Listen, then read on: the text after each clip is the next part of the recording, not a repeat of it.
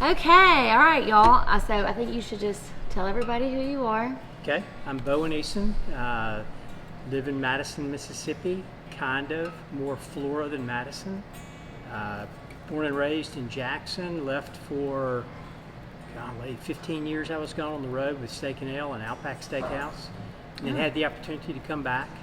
I was with Outback for 22 years and Steak and Ale for 10 years. Thus, you see me trying to open my own restaurant, and it's been 6 years now. Okay, is this your first restaurant that you've owned? Yeah. Okay, wow.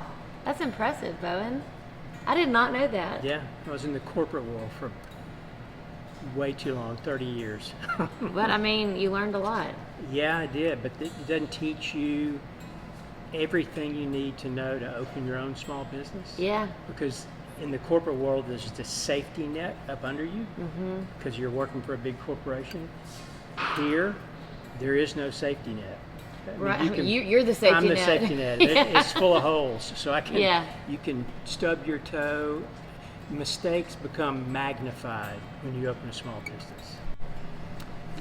You know, I would just encourage people to not be afraid to go out on their own and open a small business. But when you do, find somebody that can be your counsel, your wise counsel. So we opened up Dumbos in the middle of the pandemic, with the shutdown in Jackson. We had no choice. We had already You'd been planning built the for restaurant. it. Yeah. So that's kind of what I'm doing with Paul Adair, who is the creative force behind Dumbos. We meet once or twice a week, and we review everything, and he asks me questions and calls, and so far so good. What's it been like owning two businesses? Well, really three businesses, because this and that are separate. In a pandemic. I'm sure it was frightening in the beginning. It's been quite a challenge. It really has. Like many other small businesses, the PPP money couldn't have come at a better time. Right. And at the same time, being diversified, having a mercantile store that sells toilet paper and bread and beer and crickets and minnows and worms, that business exploded. Oh, I bet. During the lockdown. We had one Saturday, we sold 7,000 crickets in one day. Wow. What's a normal cricket sale? I mean, before it was Not maybe a couple many. of hundred, you know, people feeding their gecko and stuff. Wow. But that's been the safety net. Well, that was the safety net when we were shut down up here. But the other good thing too is if you're involved in the community, and part of my mission statement for the Livingston Mercantile and the Gathering is to not just be in the community, but to be a part of the community. Yeah. So we try and raise money for charities, local charities, many of them. Some we do really well with, some we don't do so well with, but it's just a matter of being involved in the community. I want the community to be a better place. Yeah. You know, for me and for my employees. We've got 48 employees. I will say I got a lot of messages when I posted our picture that I was doing this with you. I had an outpour of people say that they see you every time they eat here. And a lot of people were like, he's so hardworking, and I can't wait to hear this because he is always up there, and he always, checks on my family and how their meal is. And I thought that spoke volumes about you and your passion for this business. It does. It also speaks to the fact, and I'll give you an example. When we had to shut down the dining room and do to-go only, those relationships that not just me, but the entire staff had built over the years paid off hugely in the fact that we had regulars that would come and order food to go every day. And I know that they were taking it home and putting it in the garbage can because they couldn't eat that much food. I'm talking about those family dinners of fried chicken and catfish and stuff. They couldn't eat all that. Well, yeah, like I have some friends that live over here in Chestnut Hill, and just the other night, she brought home, by the way, that feta dip. Yes. Oh my gosh. Spanakopita. It is so good. But we grilled burgers and all this stuff, and just because she loves y'all, I mean, y'all fed her through the pandemic. Oh, yeah. But just because she loves y'all, she got it to go, and we cooked it in a skillet. Sure. And, what is your favorite dish here? Well, we changed the menu seasonally. Currently, my favorite dish, I have two. One is the duck, Okay. We have a braised duck that we serve. And what it's served on just changes whatever Two Dog Farms might have. If they have heirloom carrots or butternut squash or something, we'll, do the duck on that.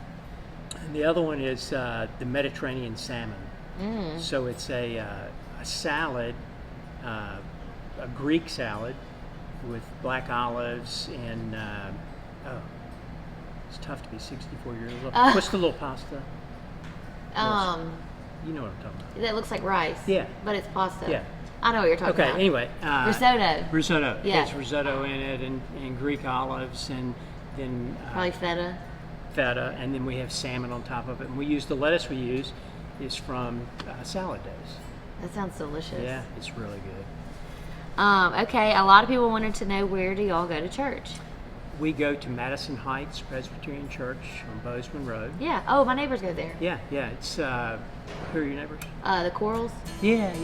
It's right across from the Lutheran Church. Yeah. So we were fortunate enough to be asked to help start that church. Oh, wow. We started with 22 people in a Bible study, and now, not because of anything we've done, but because of God's grace, we've got 600 people. The average age of the church is like 12. Oh, because wow. of all the little kids running around. Yeah. That's amazing, though. It is. Wow. Okay, this was something, and in fact, I can throw them. I try to keep who asked the questions private just because it gets complicated, but this was my husband's question, and I thought this was kind of unique. What is something that we might know, what we might not know, we as in the general people, about the town of Livingston? So it was the county seat of Madison County. They split Yazoo County in half, and the half of it became Madison. There's a freshwater spring in Livingston that's still there today, and so they decided they would live close to fresh water. So they built the town, and they had a square, and they had an 800 square foot courthouse that was built out of brick. Didn't know this. The road went around it. People lived around the square and all that kind of stuff. And then sometime in the 1830s, the railroad went through Canton, and then they moved the post office to Flora. And everybody in Livingston was like, what are we doing here? Let's go. And so people started migrating out. Then, by the time the Great Depression hit, there was nothing left at all. The cedar trees that line the square are the original cedar trees. They're well over 200 years old. It's amazing. Across the street, Sherman, when he made his great march to the sea, camped there. Oh, wow. And somebody in Madison County or in this area knew somebody on Lincoln's cabinet and wired him and said, tell him we'll give him whatever he wants, just don't burn us down. So if you look back in history, he burned Jackson to the ground. It became known as Chimneyville, and all these old antebellum homes out here, that's the reason they're still here. Wow. Yeah. Have you got a minute to walk with me? Yeah. Okay. So he's William Littlebury Lewis, and she's Margaret Lewis, and they're my great-grandparents. They lived in the town of Livingston. Sort of serendipitous to come back. Wow. Isn't that cool?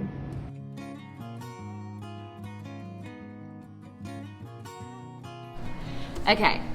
My last question is, so the live music out here. Yes.